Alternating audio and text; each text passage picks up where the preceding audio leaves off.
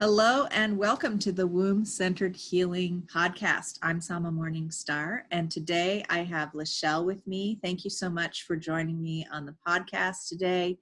It's such a pleasure to have you. Thank you for reaching out and connecting and contacting me about getting together and having a chat, and being willing to share about your womb-centered healing journey for the benefit of the listeners. As you know, we've been talking about how that's what the focus of this podcast is about. And so you have 15 children and you birthed 12 of them yourself. Is that right? 13. I've birthed 13. Yeah. You birthed 13 of them yourself. And so I'm sure that you have loads to share with us about womb-centered healing, womb wellness. Yes, so I'd love for you to introduce yourself and share what you feel inspired to share about that to get us started. Awesome. Well, first, I want to thank you so much for giving me this opportunity. I love being in a platform to be able to serve and add value. So oftentimes as women, we feel like there's things that we want to do to contribute and make this world a better place, but we just don't know where to begin. So I'm honored to be able to be here and share with your audience. A little bit about me is I'm known as America's Supermom, and I do coaching to help women through some of the really sensitive issues in terms of being a parent, being an entrepreneur, a wife, and just the different leadership roles that women have. I do have 15 children. My husband and I had 13 together, and 2 of them are my stepchildren.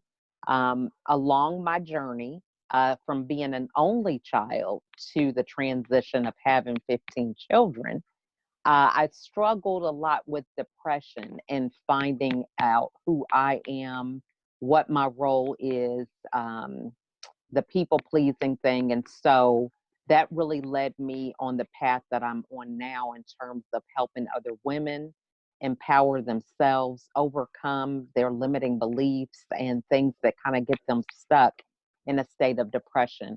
And so I created a strategy that I call Fresh Start, and it's an acronym that I use with 5 pillars that help me to overcome being depressed and transition from being a victim to victor.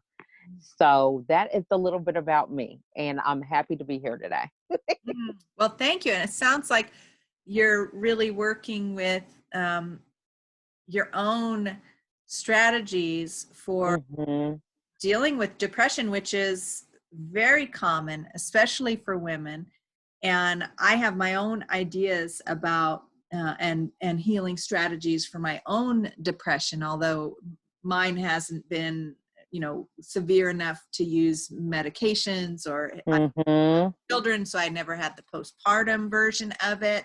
And so but I am familiar with the tendency towards depression, as anyone might feel those deep lows of, and my feeling is that depression is actually a suppression, and I've heard this from many different leaders, of our emotions and our emotional response. And this is a big part of the healing practices that I do with womb-centered healing work. I call my work the biomystical womb healing work. And because what we're supposed to learn, what's supposed to be transmitted from womb to womb, from the moment we're conceived in our mother's womb to the moment that we leave the house as an adult, we're supposed to be receiving a transmission of mature adult emotional wisdom through the womb. Okay? And most of us did not receive that. In fact, what we got transmitted instead was a backlog of emotional dis-ease, emotional unwellness that has been passed down through the generations in this way. And then as children, what we automatically do is take on that those ancestral emotional patterns of suppressing emotions for depression, or hyping up and getting into an addictive cycle with anxiety, and and that's where sort of bipolar things can start happening with the hormones being out of balance and all of this. And I feel that ancestral healing of like really differentiating and saying, you know what, is this really about today and what's happening right now? Is this emotional reaction I'm having appropriate for what's actually happening right now? Or is it just all this backpack of stuff I'm carrying in my body that's been suppressed generation upon generation? The current moment happens to have that same flavor of all that stuff that I'm carrying, and it gets it all activated, and then all the ancestors are in there going, here it is again, and and we're gonna react, and so learning to say, wait a second, this is that backpack, and what to do with that backpack in that's a healing process, and so that we can respond in the present, because oh my goodness, with the current amount of stressors in our lives that just seem to pile up, that are piling upon each other more and more as we're evolving as a species and we're coming to a crisis point, we need, the most of us, to be present with what's happening now, which means busy in processing that backpack of stuff from the past, whether it's from childhood and from that. Get busy with whatever we need to do to liberate our bodies and our minds from those past patterns and develop emotional wisdom for today. We need to do that. So I really want to hear what you're doing to be this obviously super mom, okay, kids, and an entrepreneur, and doing all these things and developing your own. I'm really curious about how you address those things that I was sharing with this, and how you have your own things that you have found important to address. Yes, that is so profound that you would mention that about the, backpack of suppression and things for years that are transferred down. And one of the things that is part of my strategy with overcoming depression is reframing. And this is so important to think about the things in your past. How can you use them currently in a way that they serve you to continue to move forward in your life? And the thing I think that's a challenge with this is having the transparency to connect with people that are out there to give you that adult emotional healing that you need. And so, we're so busy trying to cover things up, to wear masks and, weathering everything that happens to us, and it's not getting us anywhere. I know in my situation, I was hospitalized 3 times for depression. And after the 3rd time, it's like, I'm the common denominator in this scenario. And I'm tired of this. And I am really fearful that it could happen a 4th time. So what is it that I can do to be proactive to kind of stop this and mitigate it from taking place any further? And it was that strong desire and focus and decision that led me to reframe that past and get with people that resonated with where I was and where I was going. And so it's an active position that I had to take. I couldn't wait for these people to just kind of appear in my life. I had to strategically go out and seek what it was that I was searching for, and have the courage to be able to be transparent with what I felt my weaknesses were, instead of feeling like, oh, I have to have it all together, So important. Thank you for speaking to that, LaChelle, because I know for myself personally, I have a good bravado I can put on and say how, everything's fine. And it was a coping mechanism growing up. There was no sources of joy and fun and laughter or they Right. were severely hampered by the stress and the abuse that was going on through my childhood. So I Mm-hmm. decided as a kid to become that source, and to, somehow I knew how to do that, to be the Right. source of fun and joy. And I wasn't, I didn't want to go anywhere near the pain, which is understandable because,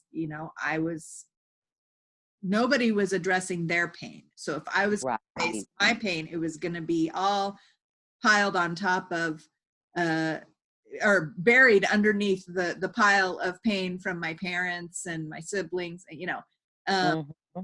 and then generations back, right? And it was like, no way could I handle that as a kid.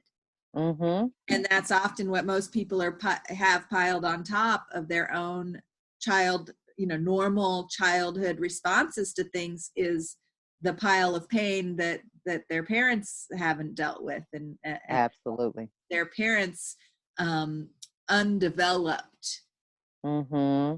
underdeveloped ways of responding to the natural stresses and strains of life, right? And so Right. so they don't even have the skill. They're not having anybody demonstrating how to healthfully handle the stresses and strains Mm-hmm. of life.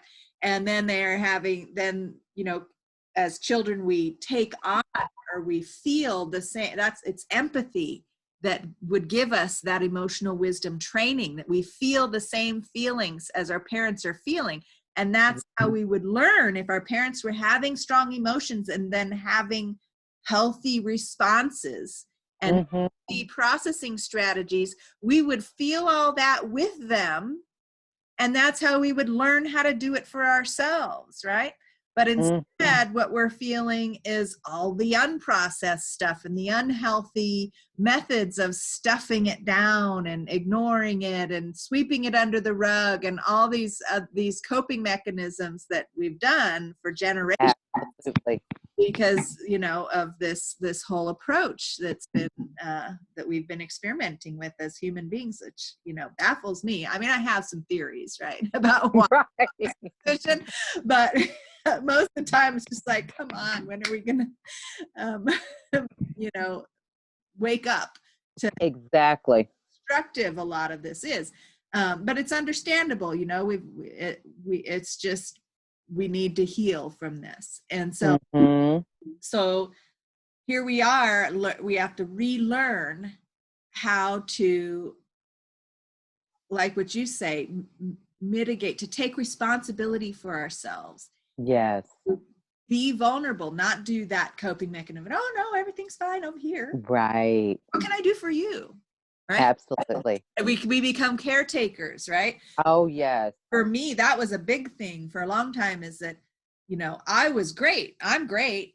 And Mm-hmm. so you're having trouble, and I better get busy with your trouble, because if you're having trouble, it could hinder my greatness, right? Absolutely. Absolutely. I Sure. mean, that was well said. Yes. Yeah. And then meanwhile, I'm neglecting my own stuff, Right. take care of everybody else, right? And Mm-hmm. start seeping out the edges, and I'm making passive aggressive comments, and Absolutely. and my body, my health, my physical health starts to suffer, and things like that.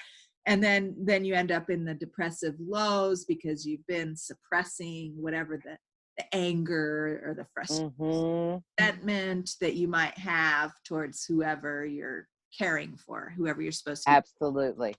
Absolutely. So these patterns might sound familiar to listeners. And Mm-hmm. I'm curious, you talked about having the courage to find support, Mm-hmm.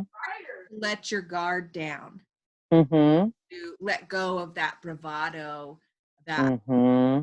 ability to actually be vulnerable, so that you can receive healing and support. And the Mm-hmm. hurdle I see with that is that when we're in those patterns, those unhealthy emotional patterns, we see it everywhere, whether it's there or not, in everyone else. Right. Project our own unhealthy emotional patterns on everybody else. And so even if we go and seek, say, a partner, or of any kind, a romantic partner or a healing partner, right? Somebody to help us, somebody to be very quickly, we can see their stuff. Absolutely. Here to see their stuff and rule them out as a possible support or as somebody who might have some emotional wisdom because, well, they obviously have these and that issues, and so I'm better off without them. Absolutely.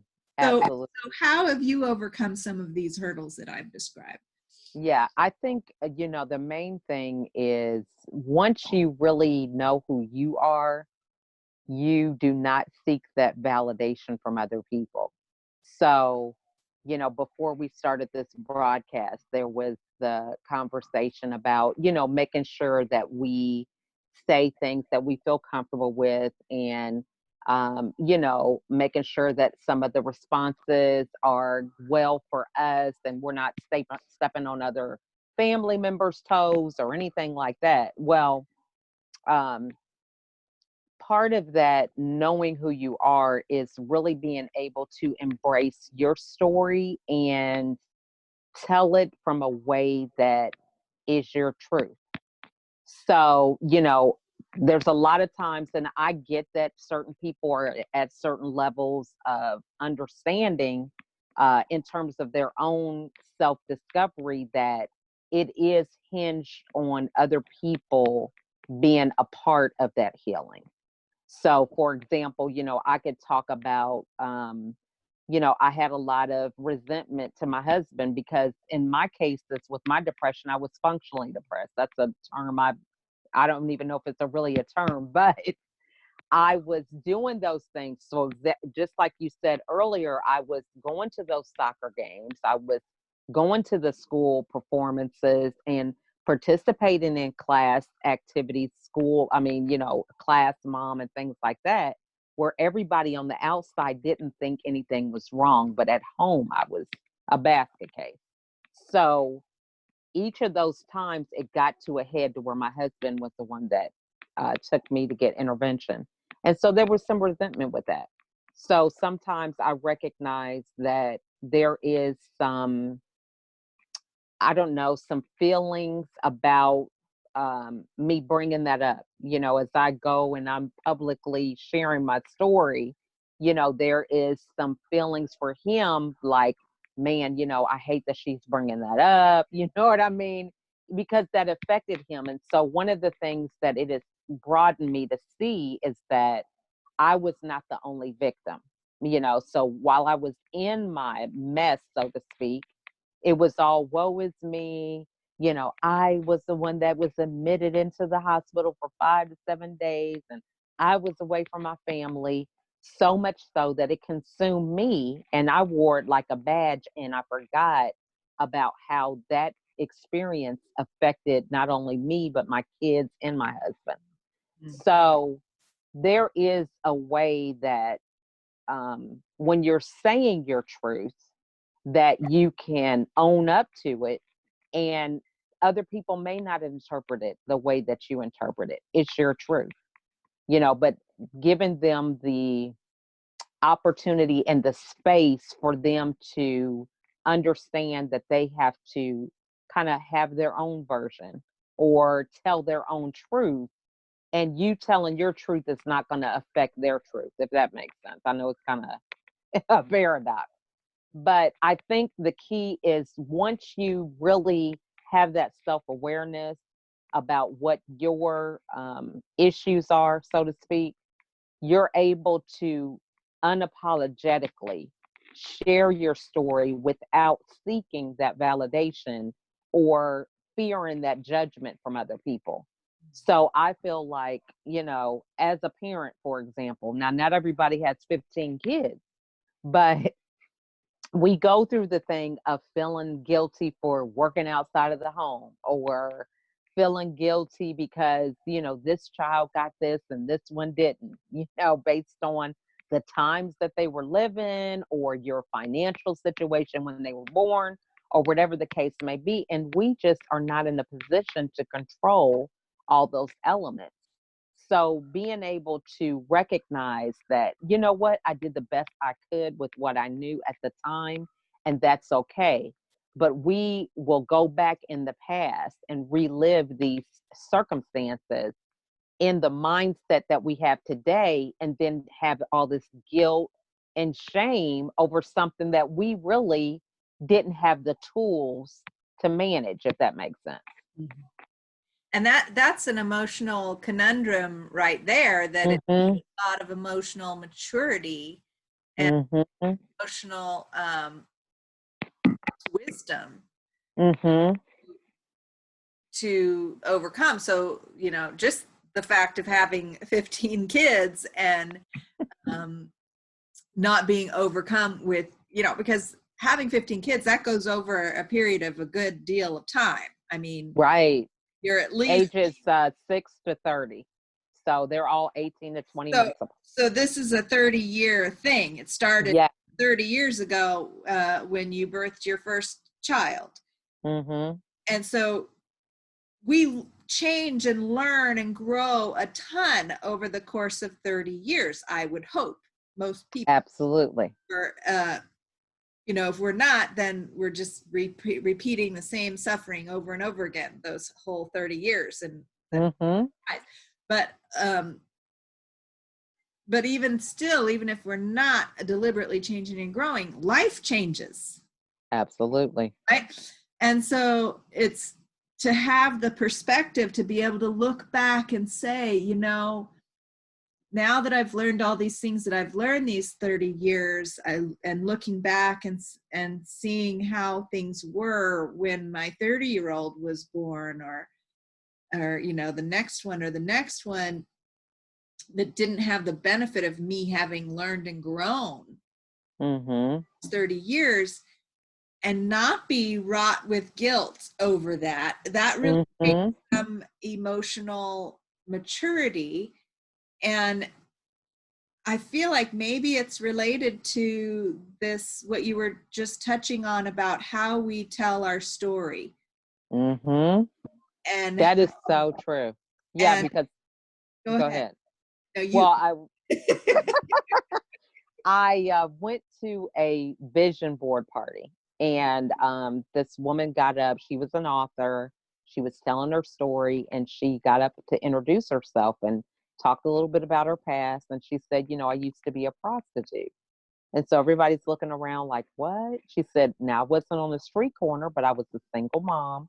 I had, questionable relationships with the men because I had bills that had to be paid. And so certain arrangements that were made in, anybody's eyes, they could see that as the same, whether I was on the street corner or not.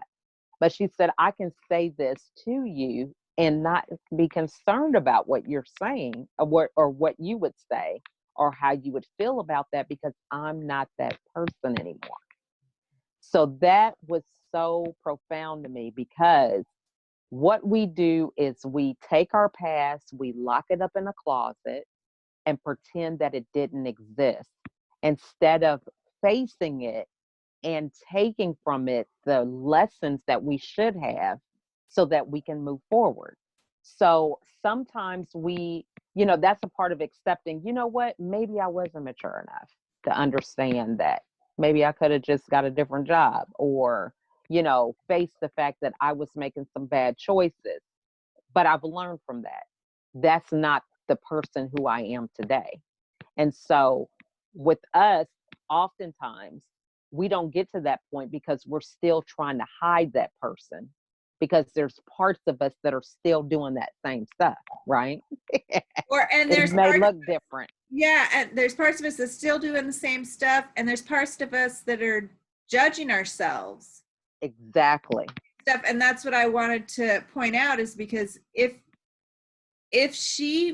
that leader of the group was telling her story and secretly still judging herself, hadn't grown through and received all the lessons and transformed herself. She had, but she was still judging herself. And I feel like releasing the judgment and the guilt for the past is like the cherry on top of that healing. Oh, yes. That's right. And then being able to share that with others, that's the whipped cream. Okay. So true. Maybe it's one of the, maybe the other one's the cherry and the other one's Exactly. I but mean, it's that is like the so thing true.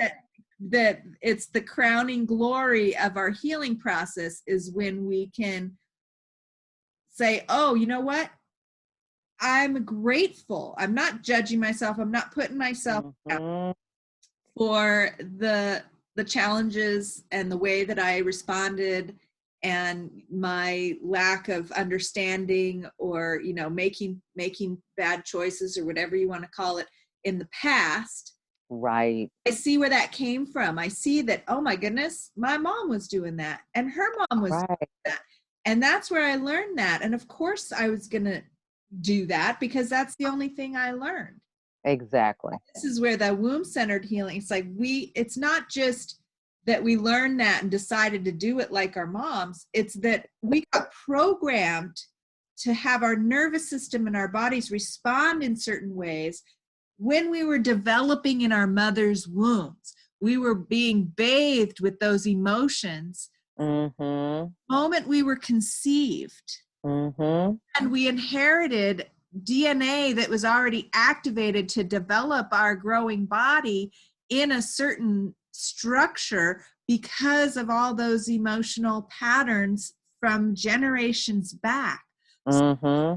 So, and then if you look at it the way I like to look at it, as far as we choose Mm-hmm. born into whatever family we're being born in for the deliberate purpose of some purpose, right? Our soul purpose, Right. our life purpose, which often involves looking at those ancestral patterns, looking at at the experience that we have growing up. We're not necessarily supposed to like heal it right then when we're children, right? We're Right. get into the nitty gritty mess of it Mm-hmm. growing up, and it's not until we get into later in our adulthood Mm-hmm. times. I mean, Mm-hmm. like me, I was feeling the pain of it really early on. So in my early 20s, I was like, I'm 22 and I have chronic back pain and irritable bowel. That doesn't quite seem right.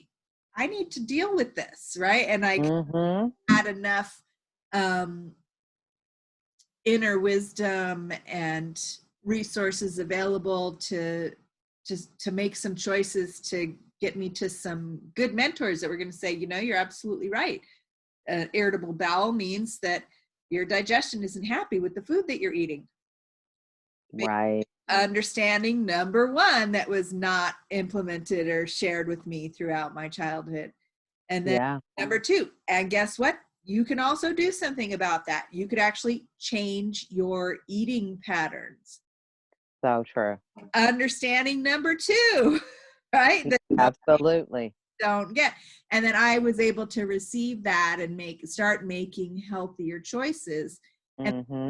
so with the structural body pain that that I was able to Mm-hmm. mentors and teachers that could teach me how to take care of my body, and then that would also point out to me the emotional and spiritual patterns, stress patterns that were causing Mm-hmm. chronic pains and like that. So it led me, having all those painful experiences as a child and passed down generationally, led me to the purpose of my life, which was to Right. healing to these things, not just for me, but to everyone, for everyone Mm-hmm. share it with. Mm-hmm. Then again, here we are with the whipped cream and the cherry on top, is being able to share that. And so I know there's a question in there, perhaps just your reflections on that sort of completion. Oh, yeah, definitely. Because, what happens is as you forgive yourself, you are able to forgive others. So of course, everybody has a different story. However, we still struggle with the same things. So it shows up different ways with different people. I'm a parent, but my parenting style is different than, my neighbors, or even the time that we're raising kids. I'm in a technology age, whereas My neighbor might not have experienced that, or they're going to have kids after me, so there's so many different elements that can make things different. However, in the big scheme of things, there's still a lot of similarities. So when you're able to forgive yourself, we kind of see others in the mirror that we have for ourselves. So whether we're voicing it or not, if we're judging ourselves, then we're going to have that same critical judgment mindset to somebody else.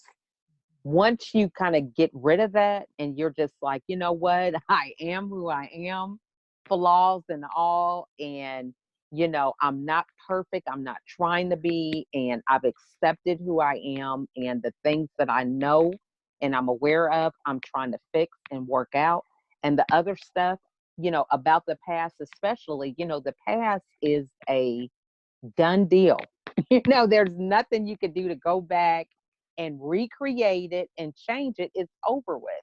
Your only source of change is today, this very moment. And that can affect your future.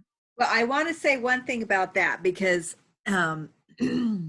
what I've found, especially in the womb-centered healing, is that time in my experience, is no longer a linear thing. And okay. We can actually go back and be our own guardian angel. Okay. I'm intrigued. But that doesn't necessarily mean that we're actually changing what's going on in the past. We're actually showing up now for what already happened back then. Right. Because if you remember, pretty much every time you were at that crisis moment, either as a child or growing up, as a young adult, and you're on your knees calling out for some help because you're really in trouble and you need it. That help was there, and often invisible. Right. And it was often in an inside job.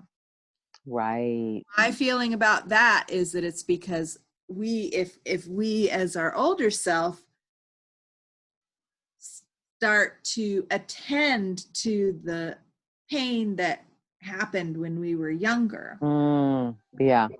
And then we can become, and then if we start to deliberately do that, then often that creates quite a connective healing. So true. For our integrity as a person. Yeah. And so this is part of what I do in my work. I love this, like, time bending. I'm such a sci-fi geek, I just like, we can bend time within the technology of our own bodies, because that is so good. That's profound. We have all of our DNA right there in every cell.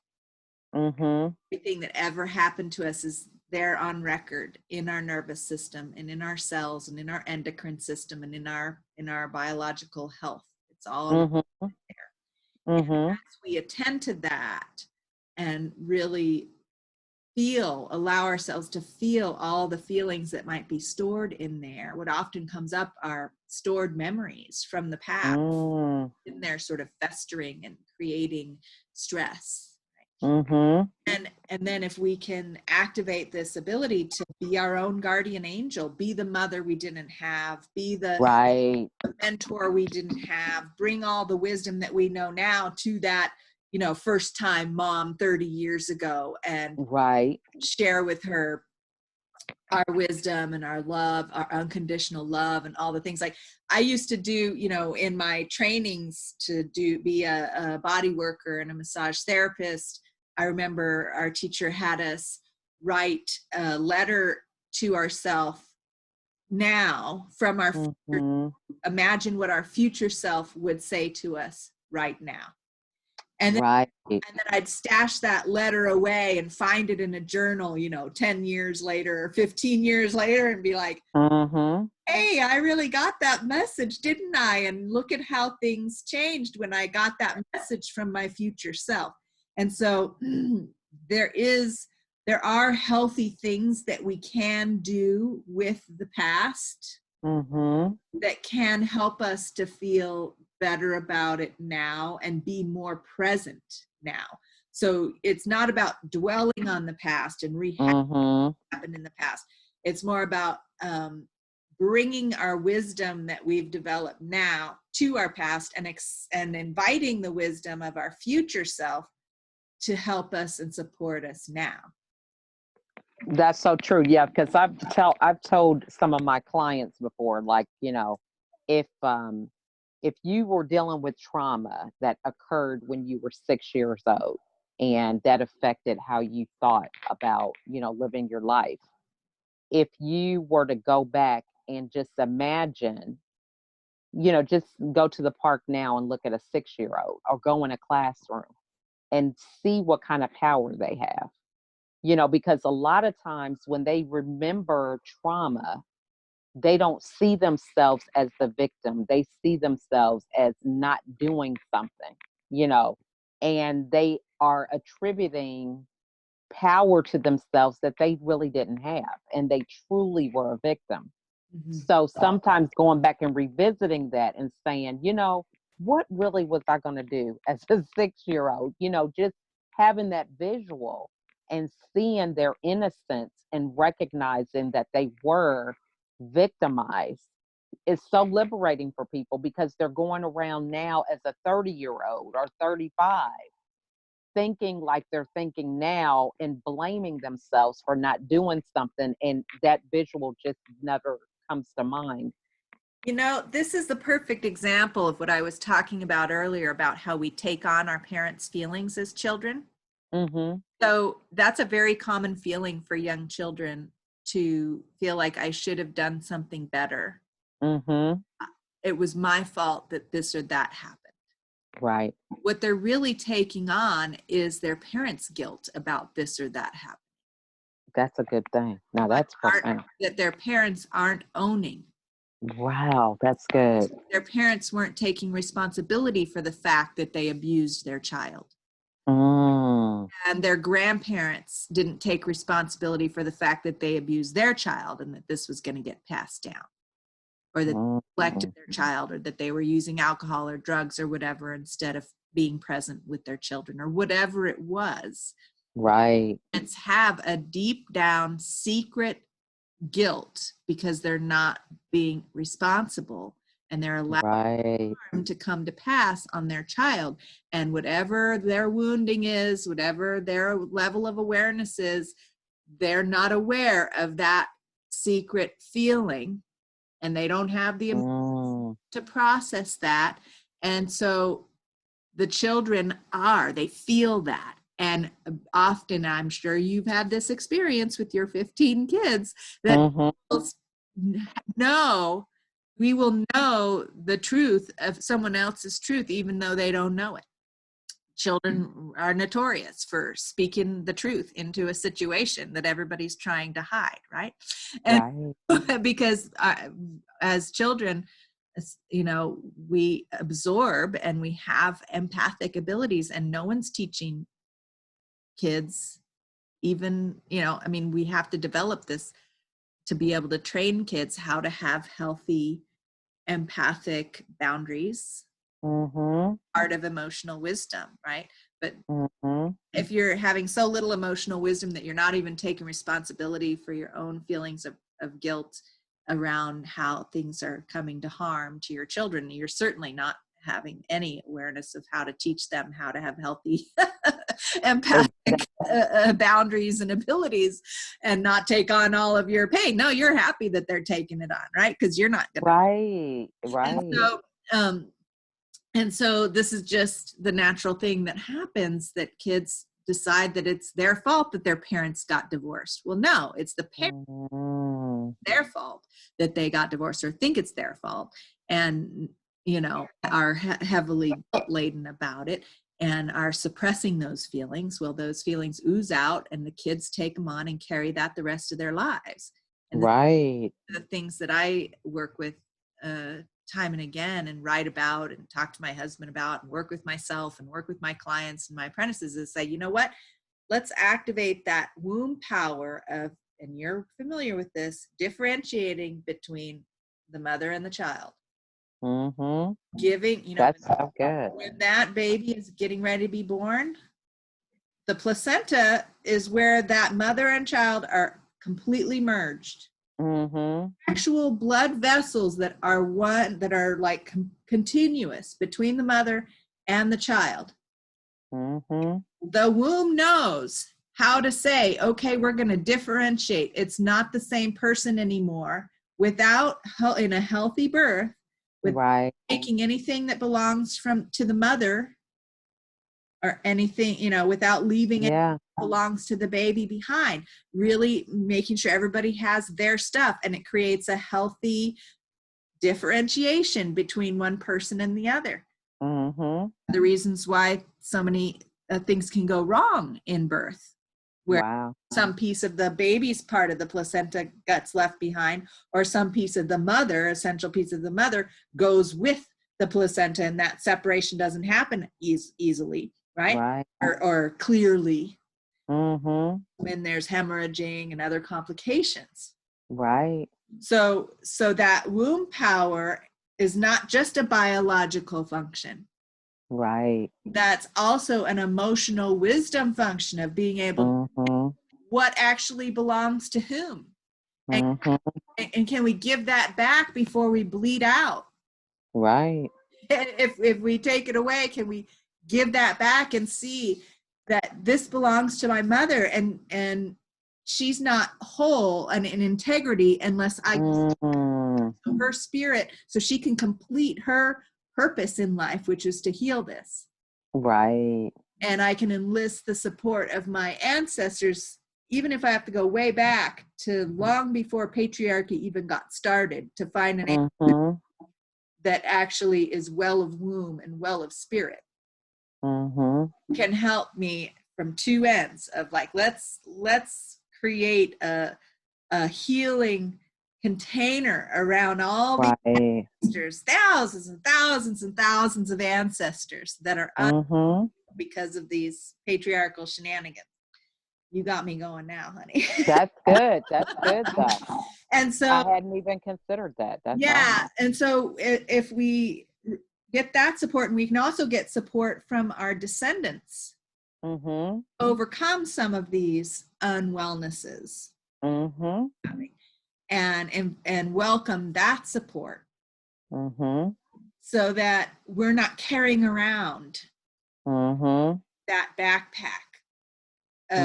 It's like, and so then if we are carrying it around, and this is one thing I keep talking about, especially these days when we have current stressors that are big.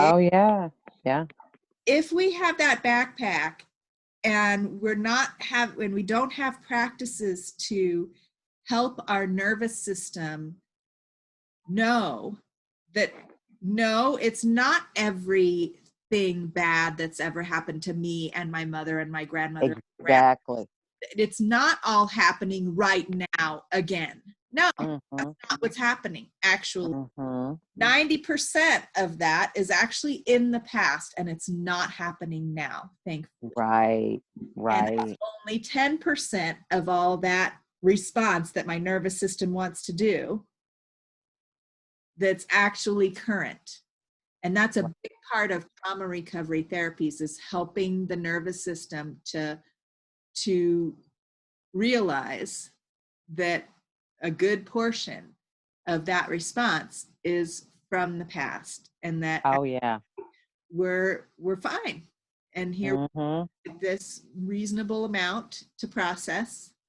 But that only happens if we have regular practices of regularly working with this and bring our current wisdom to the past, and inviting the wisdom of others that may have developed more wisdom than us to support us in processing. That needs to be a regular practice. I can't tell you the difference I see in people who have engaged with that, and like you said at the beginning, had a sense of knowing to be vulnerable with people that could support them, and letting down that bravado and falling back guidance and that wisdom and working with that, you know, to Mhm. ability, say who's the common denominator and do that. Right.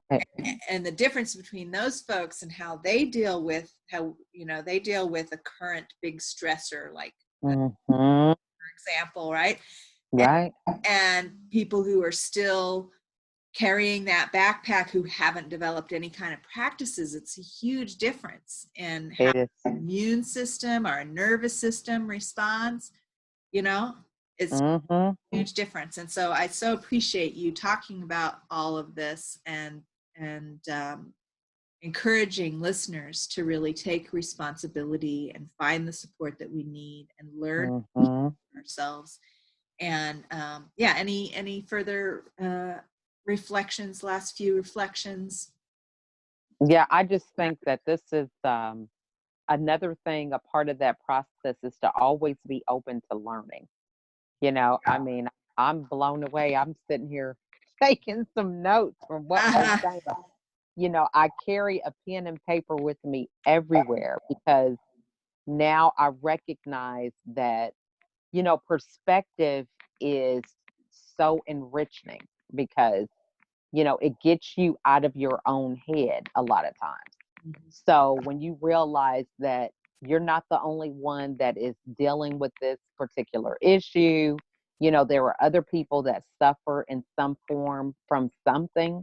It just gives you a place to be empathetic and have compassion and to thrive, to evolve to where you're always trying to get better and, on your own. You're choosing that because a lot of times we get comfortable and we're just, oh, I just want to make it through another day. It's like it's a routine, a checklist, and there's no fulfillment, joy, and happiness in that. The real joy is being able to be vulnerable, take those chances. But, it's when you are able to get out there and do that that you realize that, life is to be lived and to be curious and, you just every day is really just something to have so much gratitude for.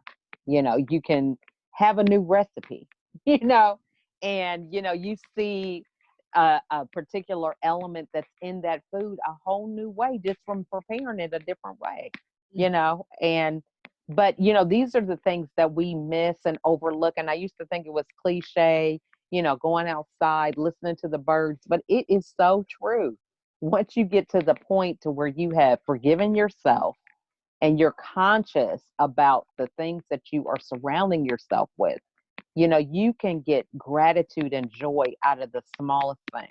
Oh yeah, the birds, I tell you. Right. So this Thank is great. Yeah, Hmm. thank you so much, LaChelle. Such a nourishing way to spend some time Hmm. visiting with you, getting to know your work, getting to know how you are choosing to be of service. That Hmm.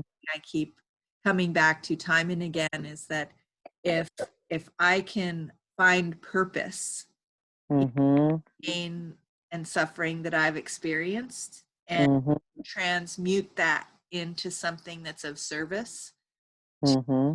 world, then that makes it all worthwhile. Oh And yeah.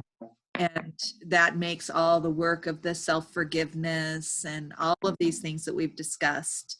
And Hmm. it's not easy. It's easy. Mm-mm. It can be easy to talk about or say or pay lip service to, but to actually take the time to do the work, there's all kinds of obstacles in the way.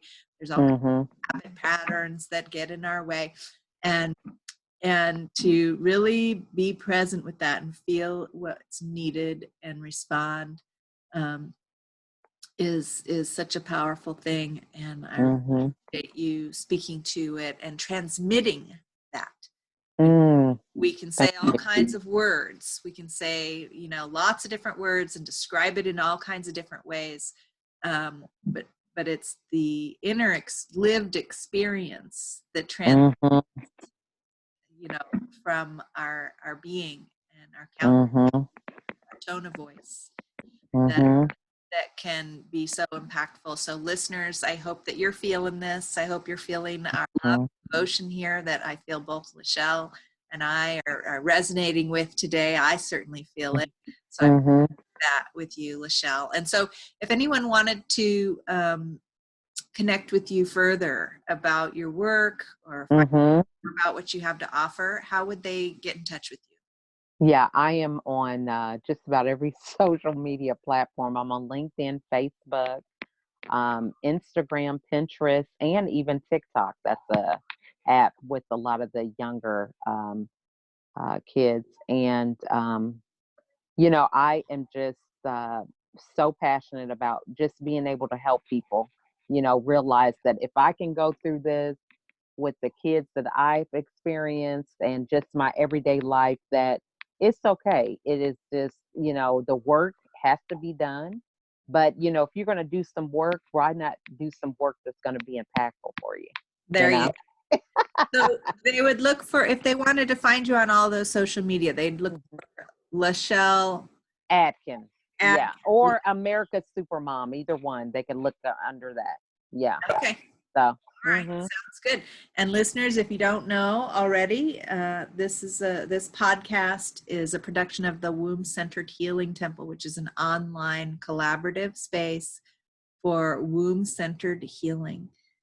So I bring guests on here a lot to talk about womb-centered healing practices or learn about womb-centered healing practices, which often there's a little bit of both that goes on. And if you'd like to learn more about womb-centered healing, you can go to wombcenteredhealing.com and learn about all that's being offered there at the Womb-Centered Healing Temple.